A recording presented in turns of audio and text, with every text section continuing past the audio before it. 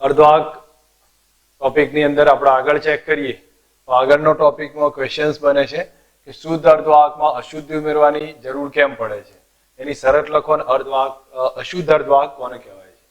તો એ આપણે સમજવાનો ટ્રાય રાખીએ કે પહેલા અશુદ્ધ અર્ધવાહક અને અશુદ્ધ અર્ધવાહકનો ડિફરન્સ કયો છે. તો શુદ્ધ અર્ધવાહક એવો છે જેની અંદર અશુદ્ધિ કોઈ ઉમેરી નહીં, ટોટલ સિલિકોનના તો સિલિકોનના હશે, જર્મેનિયમ તો જર્મેનિયમના પરમાણુ જોવા મળશે. હવે પણ એની અંદર એક પ્રોબ્લેમ એ જોવા મળશે કે એની વાહકતા કમ્પેરેટિવ ઓછી હશે. વાહકતા ઓછી એટલા માટે હોય કારણ કે એમાં ટેમ્પરેચર ઇન્ક્રીઝ થાય ત્યારે બંધ તૂટશે, બંધ તૂટે એટલે એમાંથી ઇલેક્ટ્રોન રિલીઝ થશે અને એ ઇલેક્ટ્રોન વિદ્યુત વહનમાં ભાગ લેશે. તો જ્યારે ટેમ્પરેચર ઇન્ક્રીઝ થાય ત્યારે બંધ તૂટશે, બંધ તૂટવાથી ઇલેક્ટ્રોન રિલીઝ થશે અને એ જ ઇલેક્ટ્રોન વિદ્યુત વહનમાં ભાગ લે છે. એટલા માટે એ જ ઇલેક્ટ્રોન જ્યારે ટેમ્પરેચર ઇન્ક્રીઝ થાય ત્યારે જ વાહકતા જોવા મળે છે. 0 કેલ્વિન ટેમ્પરેચર એની વાહકતા 0 હોય છે. આ નોર્મલ સ્ટેજ એની જોવા મળે છે. ધેટ મીન્સ શુદ્ધ અર્ધવાહક હોય એની વાહકતા ટેમ્પરેચર ઉપર ડિપેન્ડ કરે છે. શુદ્ધ અર્ધવાહકની સીધી વાહકતા ટેમ્પરેચર ઉપર ડિપેન્ડ કરશે. વધવાની સાથે વધશે અને ઘટવાની સાથે ઘટશે પણ. પણ એવી કોઈ કન્ડિશન આપણે ક્રિએટ કરીએ કે જેની અંદર ઇમ્પ્યોરિટીઝ બહારથી કોઈ એવો એજન્ટ ઉમેરવામાં આવે અને એની પાસે પોતાનો એક ઇલેક્ટ્રોન એક્સ્ટ્રા હોય કે અથવા એક આકર્ષવાની વૃત્તિ હોય તો એ કન્ડિશનમાં આપણને વાહકતા ઈઝી મળી શકે છે. એ કોન્સેપ્ટ ઉપરથી આપણે અશુદ્ધ અર્ધવાહક તૈયાર કર્યો છે. હવે અશુદ્ધ અર્ધવાહકમાં એવું હોય કે જે શુદ્ધ અર્ધવાહકોની વચ્ચે જ એક બીજો પરમાણુ એડ કરી નાખીએ છીએ. જેમ કે બધા સિલિકોનના પરમાણુ હોય તો એની વચ્ચે જ એક બીજો પરમાણુ એડ કરી દેવામાં આવશે અને એ પરમાણુની ખાસિયત હશે કે એની સાઈઝ, એનો આકાર, એનું કદ એ બધું મૂળ પરમાણુના જેવું જ હશે. મતલબ કે જે નવો પરમાણુ એડ કર્યો છે એનો આકાર, સાઈઝ બધું સિલિકોન હોય તો સિલિકોન જેવું, જર્મેનિયમ હોય તો એના જેવું જ જોવા મળશે. તો એ સિચ્યુએશનના કારણે શું થાય, મૂળ સ્થાને ગોઠવાઈ જશે. હવે એના કારણે એની અંદર થોડી વાહકતા વધારે હશે. વાહકતા કઈ રીતે વધશે તો એનો કોન્સેપ્ટ આપણે સમજવા જઈએ તો સમજી લો કે આપણે મૂળ એક બીજો પરમાણુ લઈ લીધો છે. જેમ કે હું તમને એક એક્ઝામ્પલ આપણે પછી જોઈએ છે. કોઈ એક બીજો 5 વેલેન્સ ઇલેક્ટ્રોન ધરાવતો પરમાણુ લીધો છે.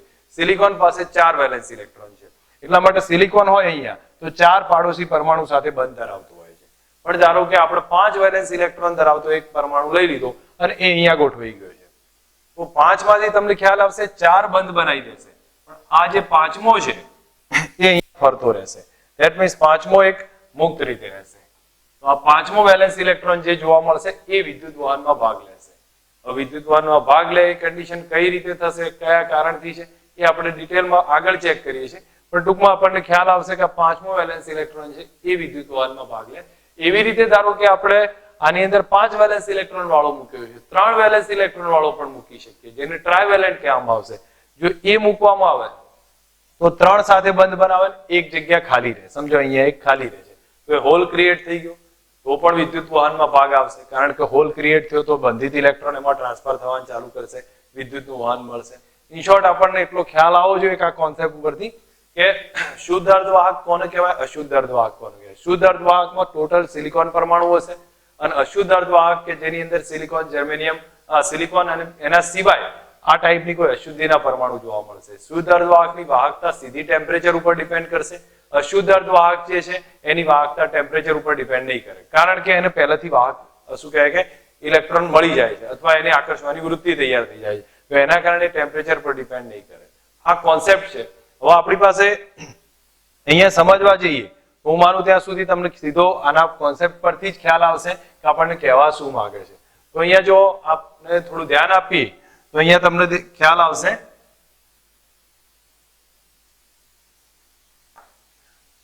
કે શુદ્ધ અર્ધવાહક છે એની વાહકતા સીધી ટેમ્પરેચર પર આધાર રાખે છે. શુદ્ધ અર્ધવાહકની વાહકતા સીધી ટેમ્પરેચર પર આધાર રાખશે. ઓરડાના તાપમાને કમ્પેરેટિવ ઓછા ઇલેક્ટ્રોન છૂટા પડ્યા છે એટલે એની વાહકતા કમ્પેરેટિવ ઓછી જોવા મળશે. હવે વાહકતા વધારવા માટે બીજી કોઈ કન્ડિશન આપણે અશુદ્ધિ ઉમેરી છે. વાહકતા વધારવા માટે અશુદ્ધિ ઉમેરવામાં આવશે. અહીંયા આપણને હિન્ટમાં કહ્યું છે કે અશુદ્ધિ કેટલા પ્રમાણમાં ઉમેરવામાં આવે છે. તો અહીંયા કહ્યું છે 10 લાખ અમુક સંખ્યાની પ્રમાણમાં ઉમેરવામાં આવે. 10⁻6 1 ના આધારે અમુક સંખ્યા ઉમેરવામાં આવશે. એ ઉમેરવામાં આવે એટલે એની વાહકતા ઘણી વધી જશે. મેં તમને કોન્સેપ્ટ સમજાવ્યો મુજબ એની વાહકતા ઘણી વધી જશે. એ અર્ધવાહકોને અશુદ્ધ અર્ધવાહક કહેવામાં આવશે. તો હું માનું ત્યાં સુધી આપણે યાદ રાખવા માટે અને સમજવા માટેનો પોઈન્ટ પર ચેક કરીએ તો પહેલો પોઈન્ટ આપણા માટે અશુદ્ધ અર્ધવાહક થશે.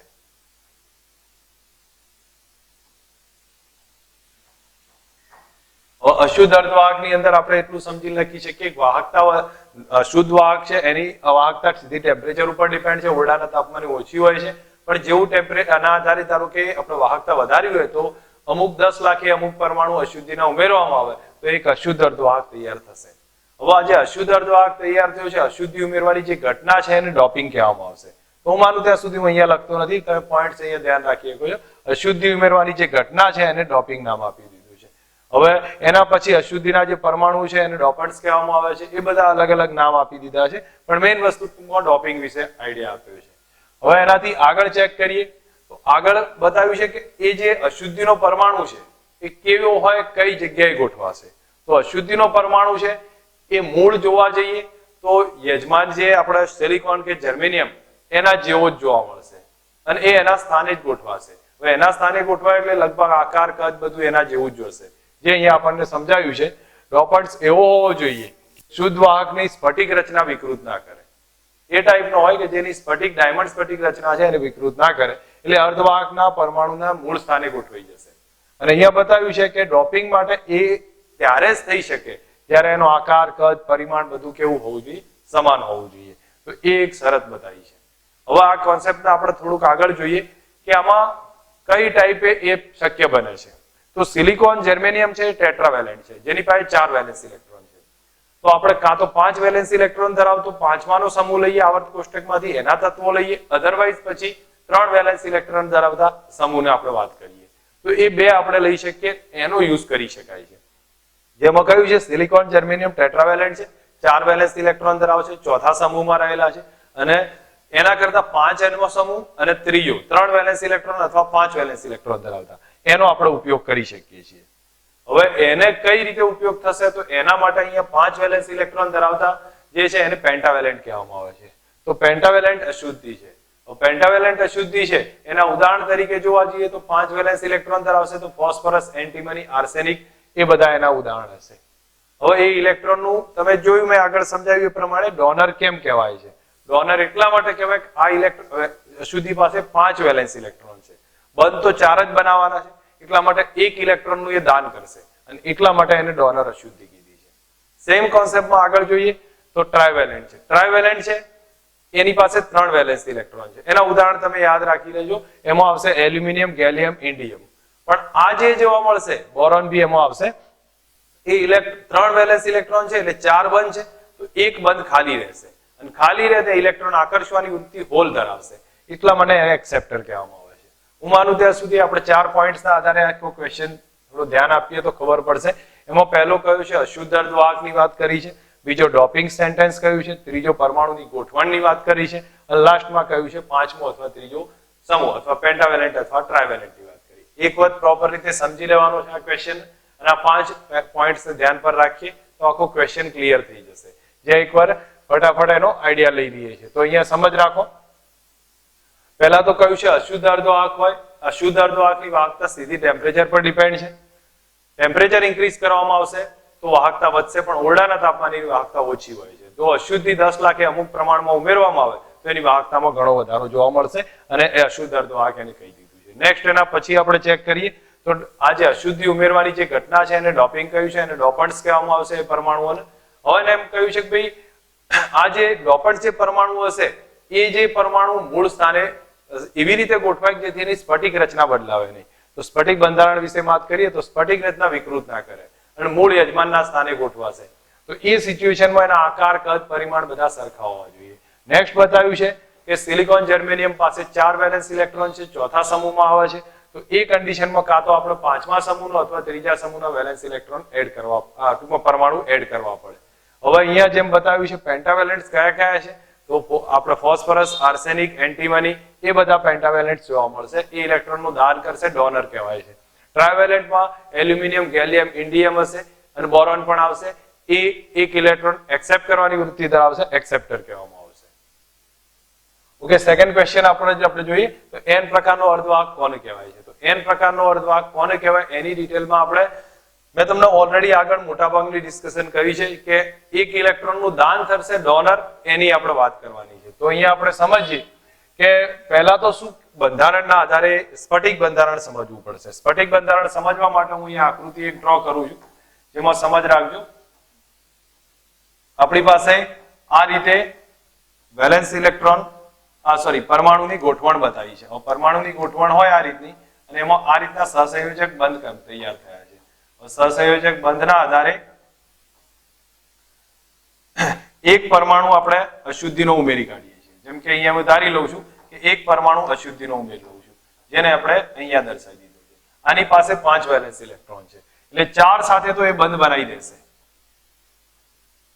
4 સાથે તો એ બંધ બનાવી દેશે. ટૂંકમાં ધેટ મીન્સ અહીંયા જે બતાવ્યું છે આ 4 વેલેન્સ ઇલેક્ટ્રોન એકબીજા સાથે બંધ બનાવી દેશે, પણ પાંચમો છે એ ખાલી રહેશે. અને ખાલી રહેશે એ ઓછી ઉર્જાથી જકડાયેલો હશે આની સાથે. ખ્યાલ આવ્યો છે?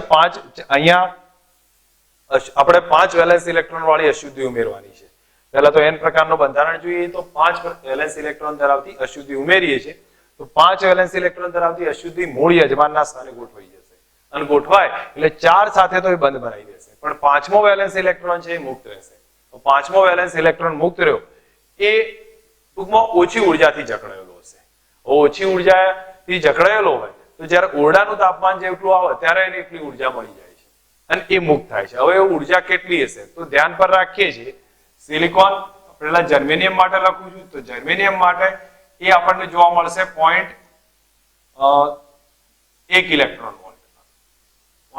આઈ થિંક મારી ભૂલ ના થતી હોય અહીંયા કોઈ 0.01 છે. ઠીક છે, તો 0.01 ઇલેક્ટ્રોન વોલ્ટ. અને સિલિકોન માટે જોવા જઈએ તો 0.05 ઇલેક્ટ્રોન વોલ્ટ હશે. આ જોવા મળે છે. હવે આ જે છે ને એ આ જે ઉર્જા તમને જોવા મળી કે 0.5 અને 0.01 અને 0.05 ઇલેક્ટ્રોન વોલ્ટ એ ઓરડાના તાપમાને મળતી ઉર્જા કરતા ઘણી નાની છે. એટલે ઓરડાના તાપમાન આવે ત્યારે એ દરમિયાન તો આ ઇલેક્ટ્રોન રિલીઝ થઈને મુક્ત થતો હશે. હવે જોવા જઈએ તો સહસંયોજક બંધ હોય ને, આ સહસંયોજક બંધમાંથી ઇલેક્ટ્રોન દૂર કરવો હોય, જેમ કે આ બધા સહસંયોજક બંધ, એમાંથી ઇલેક્ટ્રોન દૂર કરવા માટે ઉર્જા વધારે જોઈએ છે. એ દરમિયાન જર્મેનિયમ હોય તો એના માટે 0.72 ઇલેક્ટ્રોન વોલ્ટ જોઈએ છે અને સિલિકોન માટે 1.1 ઇલેક્ટ્રોન વોલ્ટ જોઈએ છે. તો તમે સમજી શકો છો કે જર્મેનિયમમાં બંધમાંથી છૂટો પડવા 0.72 જોઈએ છે. આ ઇલેક્ટ્રોન જે સામાન્ય જકડાયેલો છે એના માટે 0.01 જોઈએ છે. તો એને જલ્દી રિલીઝ કરી શકાય, મુક્ત રીતે ફરી શકાય. એટલા માટે આ ટાઈપે ઇલેક્ટ્રોન ઓરડાના તાપમાને તો એ ફરતો જોવા મળે છે. બીજી એક વસ્તુ છે કે અહીંયા આપણે એટલું સમજીએ કે આ ઇલેક્ટ્રોન આ અશુદ્ધિ છે એક ઇલેક્ટ્રોનનું દાન કરે છે, એટલા માટે એને ડોનર અશુદ્ધિ કહેવામાં આવશે. ઇલેક્ટ્રોનનું દાન કરે છે એટલે ડોનર અશુદ્ધિ છે. હવે ધારો કે સમજી લો કે આ રીતનું સ્ફટિક બંધારણ છે. હવે આ સ્ફટિક બંધારણમાં તમે જુઓ કે પહેલા આપણને ખ્યાલ આવ્યો કે ભાઈ આ કન્ડિશનમાં 5 વેલેન્સ ઇલેક્ટ્રોન હતા, એક ઇલેક્ટ્રોન મુક્ત રહી ગયો છે ઓરડાના તાપમાને અને એ આપણને વિદ્યુત વહનમાં મદદ કરે છે. હવે બીજું સમજો કે જેમ જેમ ટેમ્પરેચર ઇન્ક્રીઝ થતું જશે, વધતું જશે, એમ અહીંથી ઇલેક્ટ્રોન રિલીઝ થતા જશે. આ બધા ઇલેક્ટ્રોન બંધ તૂટતા જશે, ઇલેક્ટ્રોન છૂટા પડતા જશે. તો ઇલેક્ટ્રોન છૂટા પડે સાથે સાથે હોલ પણ છૂટા પડે. એ કન્ડિશનમાં ઇલેક્ટ્રોન છૂટા પડશે, એની સાથે હોલ પણ છૂટા પડી જશે. પણ ઇલેક્ટ્રોન અહીંયા આપણી પાસે મુક્ત ઇલેક્ટ્રોન પહેલાથી હતા જે અશુદ્ધિના પરમાણુએ આપ્યા છે. ધેટ મીન્સ એક અશુદ્ધિના પરમાણુએ આપેલા એક ઇલેક્ટ્રોન પહેલાથી અવેલેબલ હતા અને આ શુદ્ધ પરમાણુના ઇલેક્ટ્રોન અને હોલની સંખ્યા સરખી હશે. તો આ સ્થિતિમાં આપણને એટલો અંદાજ આવી ગયો કે ઇલેક્ટ્રોનમાં બે પ્રકારના ઇલેક્ટ્રોન હશે. એક તો શુદ્ધ પરમાણુના ટેમ્પરેચરના કારણે મળેલા ઇલેક્ટ્રોન અને એક અશુદ્ધિના પહેલાથી અવેલેબલ હતા એ ઇલેક્ટ્રોન. તો ટોટલ થઈને ઇલેક્ટ્રોનની સંખ્યા હોલની સંખ્યા કરતા વધી જશે. બરોબર? આ ઉપરથી જ્યારે ઇલેક્ટ્રોનની સંખ્યા છે એ હોલની સંખ્યા કરતા વધુ છે, એટલા માટે આ જે અર્ધવાહક તૈયાર થયો એ ઇલેક્ટ્રોનની નેગેટિવ સાઇનના કારણે એને n પ્રકારનો અર્ધવાહક કહેવામાં આવે છે. આના કારણે એને n પ્રકારનો અર્ધવાહક કહેવાય છે. આ બેઝિક કોન્સેપ્ટ થયો છે જે થિયરિટિકલ ટોપિકમાં આપણને આટલું તો સમજ આવી જો. આ સમજ આવે તો ક્વેશ્ચન સમજાવતા ક્લિયર થતા ઈઝી પડશે. ઓકે, એક વાત જરૂર પડે તો તમે લોકો એને પ્રોપર રીતે રિવાઇઝ કરી લેજો અને પછી આપણે એનસીઈઆરટી નો કોન્સેપ્ટ જોઈએ છે. તો હવે એનસીઈઆરટી ની થિયરિટિકલ બેઝ આપણે ચેક કરવા જઈએ તો માનું ત્યાં સુધી 4 થી 5 પોઈન્ટ્સ ધ્યાન પર રાખીશું. તો પહેલો પોઈન્ટ આપણા માટે થશે સ્ફટિક બંધારણ. દરેક જણા ધ્યાન રાખજો, સ્ફટિક બંધારણ આપણો ફર્સ્ટ ટોપિક છે. હવે સ્ફટિક બંધારણમાં મેં તમને હિન્ટ આપી એ પ્રમાણે 4 વેલેન્સ ઇલેક્ટ્રોન ધરાવતા સિલિકોન અથવા જર્મેનિયમ છે. એની અંદર 5 વેલેન્સ ઇલેક્ટ્રોન ધરાવતો અશુદ્ધિનો પરમાણુ ઉમેરવામાં આવે તો એ થશે શું કે મૂળ યજમાનના સ્થાને ગોઠવાઈ જશે અને 4 સાથે તો સહસંયોજક બંધ બનાવશે, પાંચમો મુક્ત રહેશે. તો પાંચમો જે ફ્રી રહ્યો છે એ ઓછી ઉર્જાથી જકડાયેલું હશે. બરોબર. હવે ઉર્જાની વાત કરીએ છીએ. એ ઉર્જા કેટલી હશે? તો અહીંયા જો ઓરડાના તાપમાને ઇલેક્ટ્રોનને જે ઉર્જા મળશે એ જે પાંચમો મુક્ત રીતે જકડાયો છે એના કરતા ઘણી વધારે હશે. એને બહુ ઓછી ઉર્જાની જરૂર પડશે. તો ઓરડાના તાપમાને તો એ મુક્ત થઈ જ જાય છે. હવે કેટલી ઉર્જા હશે? તો મેં તમને ઉર્જાની ડિટેલ પણ કહી છે. જર્મેનિયમ માટે 0.01 ઇલેક્ટ્રોન વોલ્ટ, સિલિકોન માટે 0.05 ઇલેક્ટ્રોન વોલ્ટ. જે બંધમાંથી છૂટા પડવા માટે જર્મેનિયમનું 0.72 ઇલેક્ટ્રોન વોલ્ટ જોઈએ અને સિલિકોનને 1.1 ઇલેક્ટ્રોન વોલ્ટ જોઈએ. એના કરતા ઘણી ઓછી છે. તો સેકન્ડ ટોપિક આપણે ઉર્જાનો જોયો છે. હવે એના પછી આ અશુદ્ધિ છે ઇલેક્ટ્રોનનું દાન કરે છે, એટલા માટે એને ડોનર અશુદ્ધિ કહેવામાં આવશે. આ અશુદ્ધિ ઇલેક્ટ્રોનનું દાન કરે છે એટલે એને ડોનર અશુદ્ધિ કીધી. બીજી વસ્તુ કે અહીંયા જોવા જાઓ, હવે ટેમ્પરેચરને ઇન્ક્રીઝ કરો. તો જો ટેમ્પરેચર ઇન્ક્રીઝ કરતા જાઓ તો તમને તરત ખ્યાલ આવશે કે જેમ જેમ ટેમ્પરેચર ઇન્ક્રીઝ કરતા જઈએ તાપમાન વધતું જશે. અને એક બીજું સેન્ટેન્સ અહીંયા આપ્યું છે જે બહુ ખાસ ધ્યાન રાખવા જેવું છે. અશુદ્ધ અર્ધવાહક થાય એની વાહકતા છે એ પહેલાથી અવેલેબલ ઇલેક્ટ્રોનના કારણે હોય છે. અહીં જે મેં આગળ સમજાવ્યું હતું. એટલા માટે ટેમ્પરેચર પર આધાર નહીં રાખે, ટેમ્પરેચર પર ડિપેન્ડ નહીં રાખે. હવે પણ ટેમ્પરેચર વધશે એમ શું થશે? ટેમ્પરેચર વધે બધા બંધ તૂટશે. બંધ તૂટે એટલે ઇલેક્ટ્રોન પેદા થશે, હોલ પેદા થશે. ઇલેક્ટ્રોન હોલના જોડકા ઉત્પન્ન થઈ ગયા છે. પણ મૂળ જોવા જઈએ તો ઇલેક્ટ્રોન તો પહેલાથી જ અવેલેબલ હતા, જેને મેજોરિટી ચાર્જ કેરિયર કહેવાય. મેજોરિટી ચાર્જ કેરિયર એટલે જે પહેલાથી અવેલેબલ છે જેની સંખ્યા વધુ છે. તો તમે જોવા જાવ તો ઇલેક્ટ્રોન, અહીંયા મેં તમને હિન્ટ આપી એ પ્રમાણે અશુદ્ધ અર્ધવાહકના શુદ્ધ અર્ધવાહકના બેના કારણે ઇલેક્ટ્રોન ભેગા થઈ ગયા. તો અહીંયા મેજોરિટી ચાર્જ કેરિયર તરીકે ઇલેક્ટ્રોન છે અને માઇનોરિટી ચાર્જ કેરિયર તરીકે હોલ છે. તો એટલા માટે અહીંયા કહ્યું છે કે જેમ જેમ ટેમ્પરેચર ઇન્ક્રીઝ થશે તો મુક્ત ઇલેક્ટ્રોનની સંખ્યા વધારે હશે. કોના કરતા? હોલ કરતા. તો મુક્ત ઇલેક્ટ્રોનની સંખ્યા વધારે છે અને હોલની સંખ્યા ઓછી છે. તો મેજોરિટી ચાર્જ કેરિયર ઇલેક્ટ્રોનને કહેવામાં આવશે. મેજોરિટી કેરિયર તરીકે ઇલેક્ટ્રોન ગણ્યું છે. હોલ માઇનોરિટી ચાર્જ કેરિયરમાં આવશે. તો એની એ NH કરતા વધુ છે. એની NH કરતા વધુ છે અને એ સિચ્યુએશનના કારણે એને N પ્રકારનો અર્ધવાહક કહેવામાં આવે છે. નેગેટિવ સાઇનના આધારે N પ્રકારનો અર્ધવાહક કહી દીધો છે. તો એ ટેમ્પરેચર ઇન્ક્રીઝની વાત કરી. લાસ્ટ ટોપિકમાં લખીએ છીએ Ne greater than NH છે એટલા માટે એને N પ્રકારનો પણ અર્ધવાહક કહ્યો છે. હું માનું ત્યાં સુધી આટલા પોઈન્ટ્સ ધ્યાન પર રાખી દઈએ છીએ જેથી કરીને આપણને ક્વેશ્ચન ઈઝી સમજમાં આવશે. એકવાર સ્પીડમાં રિવિઝન લઈ લઈએ અને પછી આટલા ટોપિકને ક્વેશ્ચન સમજવા માટે ઈઝી થશે અને આપણને અન્ડરસ્ટેન્ડિંગ બી એટલી જ ક્લિયર રહેશે. સ્ફટિક બંધારણ વિશે આઈડિયા આપવાનો છે. તો જો સિલિકોન જર્મેનિયમ જે 4 વેલેન્સ ઇલેક્ટ્રોન ધરાવતા છે એની અંદર 5મો વેલેન્સ ઇલેક્ટ્રોન ધરાવતો જે પરમાણુ છે એડ કરી દેવામાં આવશે. 5 વેલેન્સ ઇલેક્ટ્રોન ધરાવતો પરમાણુ એડ કરવામાં આવશે જે મૂળ સ્થાને ગોઠવાશે, 4 સાથે બંધ બનાવશે.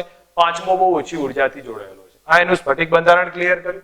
ત્યારબાદ આવશે એની ઉર્જા વિશે વાત કરવાની. ઓછી ઉર્જાથી જોડાયેલો છે તો ઓરડાના તાપમાને જે મળતી ઉર્જા છે એ કમ્પેરેટિવ વધારે છે. એના કારણે ઇલેક્ટ્રોન શું થશે? જલ્દીથી રિલીઝ થશે. ઓરડાના તાપમાને કેટલી ઉર્જા મળે છે? તો ઓરડાના તાપમાને જે મળતી ઉર્જા છે એ નોર્મલ જોવા જાવ તો સિલિકોન જર્મેનિયમ આને છૂટો પાડવો હોય તો જર્મેનિયમ માટે આવશે 0.01 અને સિલિકોન માટે 0.05. એ બંધમાંથી છૂટા પાડવા 0.72 અને 1.1 કરતા ઘણી ઓછી છે. એટલા માટે એ જલ્દી મુક્ત રીતે ફરતો હશે. બરોબર છે? આ એક કન્ડિશન થઈ. હવે વાત કરવાની છે આ જે અશુદ્ધ અર્ધવાહક છે એની વાહકતા ટેમ્પરેચર પર ડિપેન્ડ નહીં હોય. હવે ટેમ્પરેચર ઇન્ક્રીઝ થવાથી શું થશે? તો ટેમ્પરેચર જેમ ઇન્ક્રીઝ થાય છે, ઓકે, ડોનર અશુદ્ધિનો એક પોઈન્ટ લઈ ગયો છે તમે લખી શકો છો. અશુદ્ધિ એક ઇલેક્ટ્રોનનું દાન કરે છે એટલા માટે ડોનર અશુદ્ધિ કહેવાય છે. બીજું ટેમ્પરેચર ઇન્ક્રીઝ થાય. જેમ જેમ ટેમ્પરેચર ઇન્ક્રીઝ થશે એ કન્ડિશનમાં આપણે જોયું કે બધા બંધ તૂટશે. બંધ તૂટશે એટલે ઇલેક્ટ્રોન હોલના જોડકા ઉત્પન્ન થઈ જશે. પણ અહીંયા જોવા જાવ તો મેજોરિટી ચાર્જ કેરિયર ઇલેક્ટ્રોનને ગણવામાં આવે, માઇનોરિટી ચાર્જ કેરિયર હોલ હશે. તો Ne greater than NH છે એટલા માટે નેગેટિવ સાઇન છે ઇલેક્ટ્રોનની, એટલા માટે એને N પ્રકારનો અર્ધવાહક કહેવામાં આવે છે. આટલા પોઈન્ટ ધ્યાન પર રાખીને ક્વેશ્ચન ઈઝી યાદ રાખી શકાય છે. ઓકે, નેક્સ્ટ એના પછીનો P પ્રકારનો અર્ધવાહકનો પોઈન્ટ આવશે. P પ્રકારના અર્ધવાહકમાં હું માનું ત્યાં સુધી એ જ પ્રકારના પોઈન્ટ આવશે જેને આપણે પહેલો જે સ્ફટિક બંધારણ કમ્પેરિઝન જ કરવાની છે, કોઈ વધારે બીજું લખવાનું નથી. સ્ફટિક બંધારણ આમાં હું ઉર્જાનો ટોપિક આપણે રિવાઇઝ નહીં કરીએ. ઉર્જાનો ટોપિક એના ટાઈપ થશે એટલે એને અવોઇડ કરી નાખીએ છીએ. બીજું ટેમ્પરેચર ડોનરના બદલે એક્સેપ્ટર કહેવામાં આવશે. બરોબર છે? એક્સેપ્ટર અશુદ્ધિ કહીએ છીએ. અને એના પછી જોવા જઈએ તો ટેમ્પરેચર ઇન્ક્રીઝ થતા શું થશે? અહીંયા ઉલટું થશે કે હોલની સંખ્યા વધારે થઈ જશે ઇલેક્ટ્રોન કરતા, એટલા માટે એ પી પ્રકારનો અર્ધવાહક કહેવાય છે. બસ આટલા પોઈન્ટ રિવાઇઝ કરવાના છે. સમજો અહીંયા મેં ઉર્જાનો ટોપિક એક નીકાળી દીધો છે, બાકી બધું કોમન કોન્સેપ્ટ છે. હવે તમારી સામે જે આકૃતિ છે એને સમજ રાખો, તો આ આકૃતિને તમે ક્લિયર કરશો તમને અંદાજ આવતો જશે કે અહીંયા કઈ રીતે સમજાયું છે. તો પહેલા આપણે સ્ફટિક બંધારણ વિશે વાત કરીએ. સ્ફટિક બંધારણમાં તમે ઓબ્ઝર્વ કરશો તમને ખ્યાલ આવી જશે કે અહીંયા 3 વેલેન્સ ઇલેક્ટ્રોન ધરાવતી અશુદ્ધિ ઉમેરવામાં આવે. કઈ કઈ આવશે? તો એલ્યુમિનિયમ, ગેલિયમ, ઇન્ડિયમ આવશે અને બોરોન આવશે. તો એ ટાઈપની અશુદ્ધિ 3 વેલેન્સ ઇલેક્ટ્રોન ધરાવતી અશુદ્ધિ ઉમેરવામાં આવે તો એ મૂળ યજમાનના સ્થાને ગોઠવાઈ જશે અને 4 માંથી 3 સાથે બંધ બનાવશે, એક જગ્યા ખાલી રહેશે. 4 માંથી 3 સાથે સહસંયોજક બંધ બનાવી દેશે, એક જગ્યા ખાલી રહેશે, ત્યાં હોલ ક્રિએટ થયું છે. આટલું આપણે પહેલા પેરેગ્રાફમાં સ્ફટિક બંધારણ વિશે વાત કરવાની છે. હું ટોપિક રિવિઝનમાં નહીં લઉં, તમે લોકો ધ્યાનથી સમજી લો. એક વાત રિવાઇઝ કરું છું. અહીંયા બતાવ્યું છે કે આપણી પાસે 4 વેલેન્સ ઇલેક્ટ્રોન ધરાવતા જર્મેનિયમ સિલિકોન ની અંદર 3 વેલેન્સ ઇલેક્ટ્રોન ધરાવતી એલ્યુમિનિયમ, ગેલિયમ, ઇન્ડિયમ ઉમેરવામાં આવે તો મૂળ યજમાનના સ્થાને ગોઠવાશે અને ત્યારબાદ એ 3 સાથે સહસંયોજક બંધ બનાવી દેશે. 3 સાથે સહસંયોજક બંધ બનાવી દે, ચોથો ખાલી રહેશે જેને આપણે હોલ કહીએ છીએ. તો ચોથો હોલ છે એ વિદ્યુત વહન માટે મુક્ત રહેશે. આ એનું પહેલું સ્ફટિક બંધારણ આવ્યું. હવે વાત કરીશું ટેમ્પરેચર ઇન્ક્રીઝ થશે. જો ટેમ્પરેચર ઇન્ક્રીઝ થાય, અહીં આપણને ખ્યાલ આવ્યું તાપમાનનો વધારો થવામાં આવશે, તો તમને ખ્યાલ ઓકે આઈ થિંક મારી એક ભૂલ છે કે અહીંયા ઇલેક્ટ્રોન આકર્ષવાની વૃત્તિ ધરાવે છે. અહીંયા આ જે સ્ફટિક બંધારણ છે ઇલેક્ટ્રોન આકર્ષવાની વૃત્તિ ધરાવે છે અને આકર્ષવાની વૃત્તિ ધરાવે એટલે ઇલેક્ટ્રોન ગ્રહણ કરે છે, એક્સેપ્ટર કહેવાય છે. એટલા માટે એને એક્સેપ્ટર અશુદ્ધિ પણ કહી છે. હવે વાત કરીશું ટેમ્પરેચર ઇન્ક્રીઝ થાય. જેમ ટેમ્પરેચર ઇન્ક્રીઝ થતું જશે બધા બંધ તૂટતા જશે. બંધ તૂટશે, ઇલેક્ટ્રોન એ પેદા થશે, હોલે પેદા થશે. પણ અહીંયા તમને ખ્યાલ આવશે ઇલેક્ટ્રોન એ ફક્ત શુદ્ધમાંથી મળશે અને હોલ છે એ શુદ્ધ પ્લસ અશુદ્ધ બંનેમાંથી મળી જશે.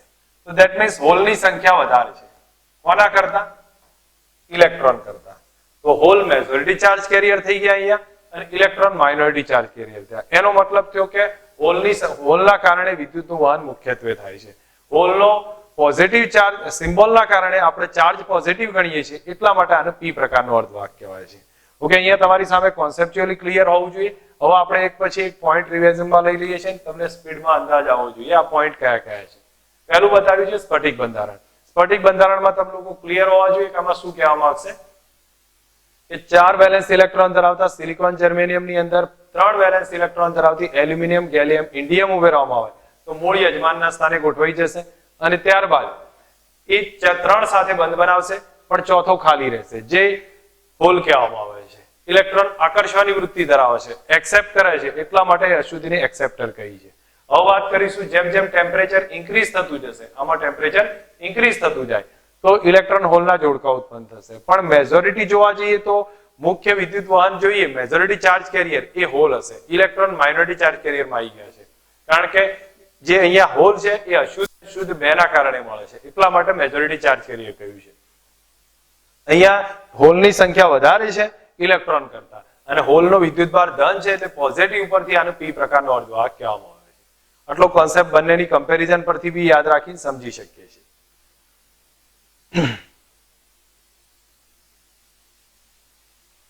ઓકે, અહીંયા બતાવ્યું છે કે એન અને પી પ્રકારનો અર્ધવાહક. એને બેન્ડવાદના આધારે સમજાવો. જે મેં તમને કહ્યું છે કે બેન્ડ કઈ રીતે રજૂ થાય છે એની ડિટેલ મેં તમને પહેલા આપી હતી. હવે બેન્ડવાદના આધારે આ અર્ધવાહક સમજાવવાનો છે ટોપિક. તો હવે એક વસ્તુ સમજો, બેન્ડવાદ પહેલા તો આપણે થિયરિટિકલ ટોપિકમાં સમજવાનો ટ્રાય કરીએ. તો એક વસ્તુનો અહીંયા તમે ટોપિકમાં ચેક કરશો તો મેજોરિટી ચાર્જ કેરિયર અને માઇનોરિટી ચાર્જ કેરિયર એ બેને સમજવાનો ટ્રાય રાખીએ. તમને એક અંદાજ હશે એન પ્રકારનો અર્ધવાહક છે, એમાં મેજોરિટી ચાર્જ કેરિયર ઇલેક્ટ્રોન છે. પી પ્રકારનો અર્ધવાહક છે, એમાં મેજોરિટી ચાર્જ કેરિયર તરીકે હોલ જોવા મળે છે. તો અહીંયા આપણને કહ્યું છે કે અશુદ્ધ અર્ધવાહક હોય, અશુદ્ધ અર્ધવાહક છે એમાં મેજોરિટી ચાર્જ કેરિયરની સંખ્યા વધારે છે, તમને ઓલરેડી અંદાજ છે. એટલા માટે માઇનોરિટી ચાર્જ કેરિયર કમ્પેરેટિવ ઓછા હોય છે. માઇનોરિટી ચાર્જ કેરિયર ઓછા હોય છે. હવે થશે શું? અહીંયા એક વસ્તુનું ધ્યાન આપો કે મેજોરિટી ચાર્જ કેરિયરની સંખ્યા વધુ થઈ જાય છે, માઇનોરિટી ઓછા છે. તો જેમ ટેમ્પરેચર ઇન્ક્રીઝ થશે માઇનોરિટી થોડા વધશે પણ મેજોરિટી જેટલા નહીં થઈ શકે. તો અમુક કન્ડિશનમાં મેજોરિટી ચાર્જ કેરિયર તરીકે સમજો ઇલેક્ટ્રોન હોય તો એ હોલમાં સંયોજાઈ જાય છે, અને સંયોજાઈ જાય એટલે પાછા માઇનોરિટી ચાર્જ કેરિયર ઘટી જશે. તો અહીંયા એ વસ્તુને સમજાવ્યું છે કે જો અશુદ્ધ અર્ધવાહકમાં મેજોરિટી ચાર્જ કેરિયર વધુ હોય છે, માઇનોરિટી ચાર્જ કેરિયર ઓછા હોય છે. ટેમ્પરેચર ઇન્ક્રીઝ થાય, માઇનોરિટી ચાર્જ કેરિયર પેદા થશે, પણ છતાંય પાછું માઇનોરિટી ચાર્જ કેરિયર સાથે અથડામણ થઈ સંયોજાઈ જાય છે, એની સંખ્યા ઘટી જાય છે. ટૂંકમાં અર્ધવાહકની બેન્ડ રચના છે એ સમજવા માટે ડોપિંગની કન્ડિશન આપણને અંદાજ આવવો જોઈએ. તો ડોપિંગના કારણે એની વાહકતા ચેન્જ થાય. પહેલો ટોપિક આપણને સામાન્ય રીતે સમજાવ્યો છે.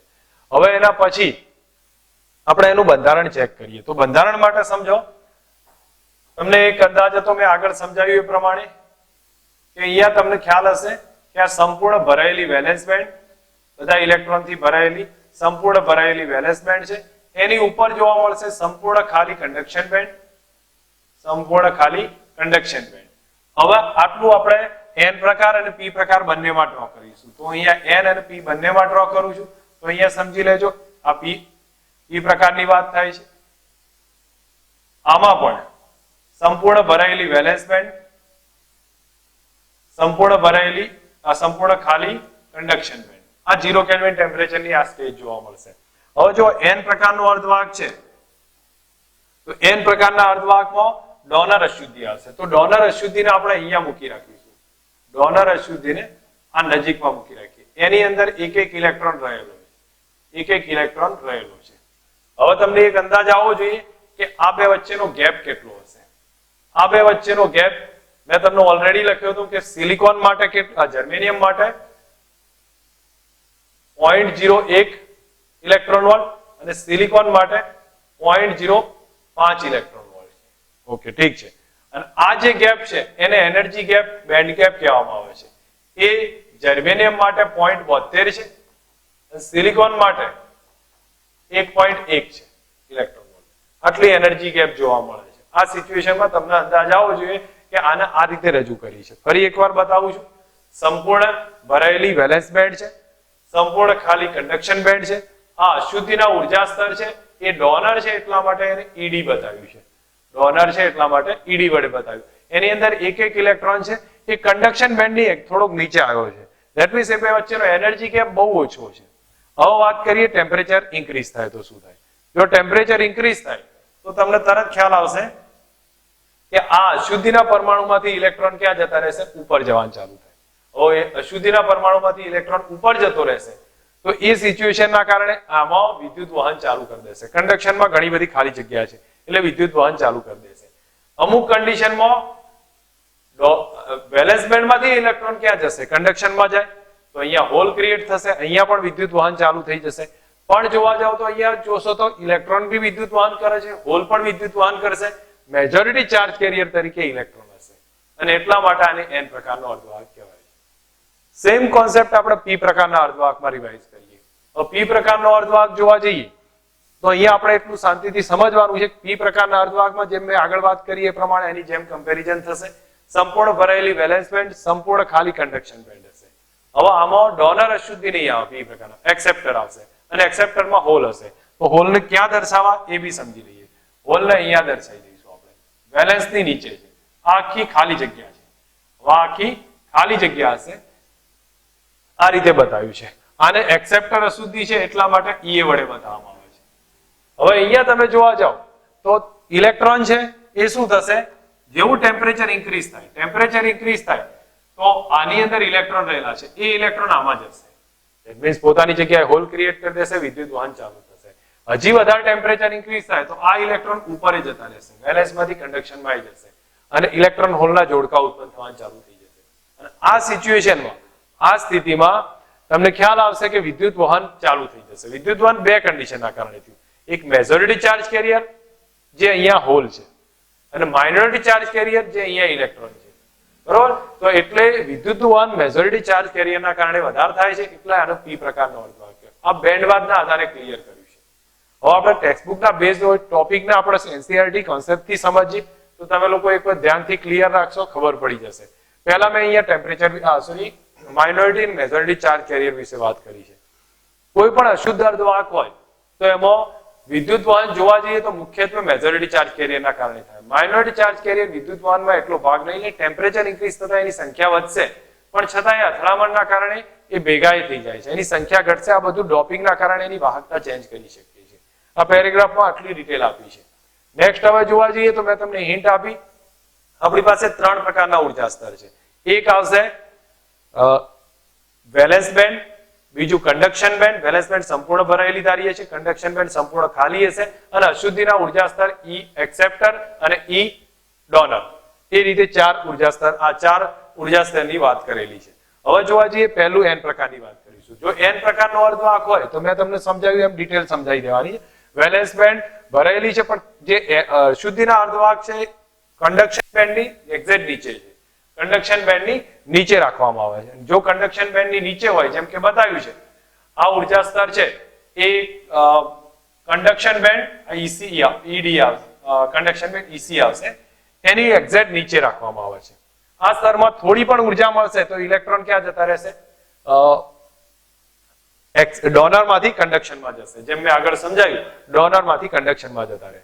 હવે અહીંયા જોયું કે ભાઈ ઓરડાના તાપમાને હજી ટેમ્પરેચર ઇન્ક્રીઝ કરો, ઇન્ક્રીઝ કરવામાં આવશે તો બધા મોટાભાગના ઇલેક્ટ્રોન છૂટા પડતા જશે, હોલ છૂટા પડશે.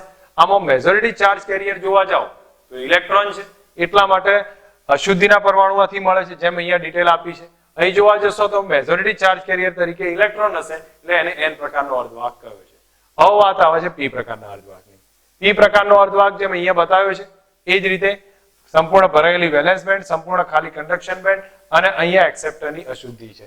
હવે એમાં કહ્યું છે P પ્રકારના અર્ધવાહકમાં એક્સેપ્ટરની અશુદ્ધિ ક્યાં મૂકવામાં આવે છે? એનું ઉર્જા સ્તર તો વેલેન્સ બેન્ડની એક્ઝેક્ટ ઉપર, વેલેન્સ બેન્ડની ઉપર રાખવામાં આવશે. હવે તમે બતાવ્યું કે ભાઈ વેલેન્સ બેન્ડમાંથી ઇલેક્ટ્રોન છે એ એક્સેપ્ટરમાં જશે અને ત્યાં આયનીકૃત થઈ વિદ્યુત વહન ચાલુ કરી દેશે. હવે અહીંયા જેમ બતાવ્યું છે કે હજી વધારે ઉર્જા આપશો તો ઇલેક્ટ્રોન અમુક વેલેન્સથી કન્ડક્શનમાં જશે અને વિદ્યુત વહન ચાલુ કરશે. પણ અહીંયા મેજોરિટી ચાર્જ કેરિયર તરીકે હોલ કહેવામાં આવે છે, એટલા માટે આ P પ્રકારનો અર્ધવાહક ગણવામાં આવે છે. બસ આટલી ડિટેલ એક્ઝેક્ટ તમે સમજીને ડિટેલ આપશો તો હું માનતો નથી આના ક્વેશ્ચનનું કોઈ અઘરું હોય. ઓકે, હવે એના પછી બતાવ્યો છે ક્વેશ્ચન શુદ્ધ અર્ધવાહક હોય, શુદ્ધ અર્ધવાહક હોય એનો પુનઃસંયોજન ગુણાંકનું રિલેશન મેળવવાનું છે. તો એક વસ્તુ સમજવા જેવી પોઈન્ટ છે કે કોઈ પણ અર્ધવાહક હોય એમાં ટેમ્પરેચર ઇન્ક્રીઝ થાય તો ઇલેક્ટ્રોન હોલના જોડકા ઉત્પન્ન થશે. ટેમ્પરેચર ઇન્ક્રીઝ થશે તો ઇલેક્ટ્રોન હોલના જોડકા ઉત્પન્ન થશે. પણ આ ઇલેક્ટ્રોન હોલના જે જોડકા ઉત્પન્ન થયા છે એ કાયમી એવું હોતું નથી કે ભાઈ એ દૂર થઈ ગયા મતલબ કે ઇલેક્ટ્રોન હોલ પછી ભેગા ના થઈ શકે. થર્મોડાયનેમિક્સના નિયમ મુજબ એવું કહેવાય છે, જે તમારે ડેપમાં નહીં આપ્યું પણ એ પરથી આપણે સમજીએ કે હોલના જોડકા ઉત્પન્ન થઈ શકે અને પાછા ભેગા થઈ શકે, પુનઃ એ સંયોજન થાય. તો આપણને પહેલા પેરેગ્રાફમાં અહીંયા સમજો તો ક્લિયર બતાવ્યું છે કે કોઈ પણ અશુદ્ધ અર્ધવાહક છે એનું ઉર્જા આપવામાં આવે તો ઇલેક્ટ્રોન ક્યાં જશે? વેલેન્સથી કન્ડક્શન બેન્ડમાં જશે. ઇલેક્ટ્રોન હોલનું જોડકું ઉત્પન્ન થશે અને આ પરિસ્થિતિ કાયમી નહીં હોતી. થર્મોડાયનેમિક્સના નિયમ મુજબ એવું કહેવાય છે કે ઇલેક્ટ્રોન હોલના જોડકા ઉત્પન્ન થતા જાય અને સંયોજન બી થાય છે. તો આપણને અંદાજ આવવું જોઈએ. હવે પુનઃ સંયોજન થાય છે તો પુનઃ સંયોજન ગુણાંક નક્કી કરીએ કઈ રીતે થાય છે. તો આટલું એક ડિટેલ બતાવી. હવે પુનઃ સંયોજન દર આપણે નક્કી કરીએ છીએ. તો પુનઃ સંયોજન ગુણાંક છે એ નક્કી કરવા માટે પુનઃ સંયોજન દર લીધો છે અને એમાં જેટલું ઉત્પન્ન થવાનો દર છે એટલો એટલો જોડાણનો બી દર છે. પુનઃ સંયોજન દર અને પુનઃ ઉત્પન્ન થવાનો દર બંને સરખા છે. યાદ રાખીને સમજવા જેવો પોઈન્ટ છે. પુનઃ સંયોજનનો જે દર જોવા મળે છે એ Ne અને NH ની સંખ્યાના સમપ્રમાણમાં હોય છે. તમારા લોકો એક ધ્યાન રાખવાનું છે, જો શુદ્ધ અર્ધવાહક હોય તો અહીંયા હું લખું છું શુદ્ધ અર્ધવાહક હોય તો એના માટે Ne બરાબર NH બરાબર Ni કહેવાય છે. Ni એટલે ઇન્ટ્રિન્સિક અર્ધવાહક કહેવાય, એની સંખ્યા ઘનતા છે. તો જ્યારે પુનઃ સંયોજનનો ગુણાંક છે અથવા દર છે એ RNeNH છે. That means R into NeNH બરાબર Ni છે તો Ni સ્ક્વેર કરી શકીએ છીએ. હવે અશુદ્ધ અર્ધવાહકની વાત કરું છું. અશુદ્ધમાં NeNH સરખા ના હોય તો પુનઃ સંયોજનનો જે દર જોવા મળે છે એ કેટલો હશે? RNeNH જેટલો જ રાખીએ છીએ. આ બે દર સરખા જ હોય તો એનો મતલબ NeNH into R is equal to R into Ni square થાય. તો આમાંથી R કેન્સલ કરી નાખીએ તો Ni square is equal to Ne into NH આવે. જે આપણે સમજવાનો પોઈન્ટ છે. આ ક્વેશ્ચન નો આટલો સાર સમજાવવાનો છે. ફરી એકવાર આખો કોન્સેપ્ટ ક્લિયર કરું છું. અહીંયા ધ્યાન પર રાખે દરેક જણા. અહીંયા આપણને કહ્યું છે કે અશુદ્ધ અર્ધવાહક હોય એનું કોઈ પણ અર્ધવાહક હોય એને ઉર્જા આપવામાં આવશે તો ઇલેક્ટ્રોન વેલેન્સ થી કન્ડક્શન બેન્ડમાં જશે અને કન્ડક્શન બેન્ડમાં જાય ઇલેક્ટ્રોન હોલનું જોડકું ઉત્પન્ન થશે. આ પરિસ્થિતિ કોઈ કાયમી નહીં હોય. એ પરિસ્થિતિ ટેમ્પરેચર અનુસાર ચેન્જ થતી રહેશે. તો એ કન્ડિશનમાં થર્મોડાયનેમિક્સના નિયમ મુજબ જોવા જાવ તો એ ઉત્પન્ન થાય છે, પુનઃ સંયોજન બી થાય છે. તો ઉત્પન્ન થવાનો દર અને પુનઃ સંયોજનનો દર બે સરખા હશે. તો પુનઃ સંયોજનનો દર NE ના સમપ્રમાણમાં છે. તો એક અચળાંક લઈ લીધો છે, R ધારી લીધો છે, NE × NH. R નો પુનઃ સંયોજન ગુણાંક કહી દીધો છે. હવે શુદ્ધ અર્ધવાહક હોય તો NeNH બરાબર NI લઈ લીધું છે. બધા સરખા હશે. તો પુનઃ સંયોજનનો દર R × NeNH રહેશે. હવે NeNH બરાબર NI લઈએ છીએ, ઇન્ટ્રિન્સિક અર્ધવાહક, એટલા માટે NI સ્ક્વેર કરી નાખ્યું છે. પણ જો અશુદ્ધ અર્ધવાહક હોય તો NeNH સરખા ના હોય એટલે એમના એમ રાખ્યું છે. પણ બંને સરખા જ જોવા મળે છે દર તો, એટલે આ સીધું રિલેશન લખ્યું. That means NI² = NE × NH. આ એક રિલેશન ધ્યાન પર રાખવાનું છે. અહીંયા એ જ વસ્તુ ક્લિયર કરીને સમજાવી છે.